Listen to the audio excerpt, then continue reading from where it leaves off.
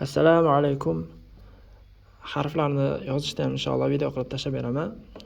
Ko'rib inshaalloh o'zingizlar alohida daftariga yozib, mashq qilib, vazifalar guruhiga jo'natib qo'yasizlar buni inshaalloh.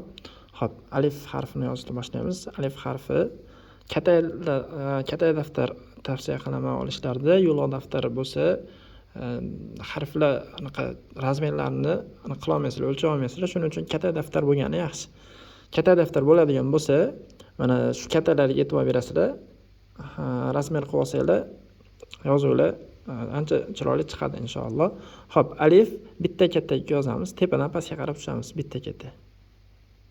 Xo'p, ko'pchilik ikkita kattaga yozadi, ikkita katta qilib yozishadi, lekin ikkita katta qiladigan bo'lsanglar, yozuvlar katta bo'lib ketadi. Qanaqadir so'z yozadigan bo'lsanglar, 5-6 so'z bilan daftarlar to'lib qoladi. Shuning uchun hozirdan bitta katta razmer qilib olsanglar, inshaalloh chiroyli chiqadi yozuvlar. Hop, tepasiga hamza belgisini ham qo'yamiz. Hamza. Mana tayoqchasini ham qo'ydik. Nima bo'ldi bu? A deb talaffuz qildik buni. Hop, xuddi shuni to'ldirasizlar. Mana bitta yozdim. Endi sizlar qator bir yo'l to'ldirishlar kerak bo'ladi. Kamida bir yo'l emas, 2 yo'l to'ldirishlar kerak bo'ladi. Xuddi shuni pastiga hop kasra bilan, ya'ni i bilan yozamiz mana.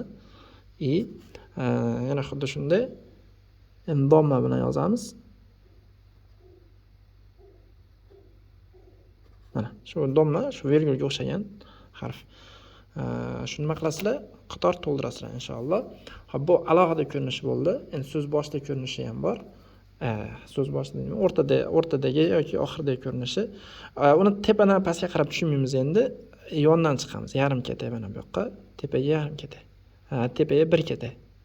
E'tibor berdilar. Chunki nimaga bu odam so'z yozib kelganimizda pastdan chiqib ketishimiz kerak bo'ladi. Shuning uchun pastdan boshlab yozamiz buni.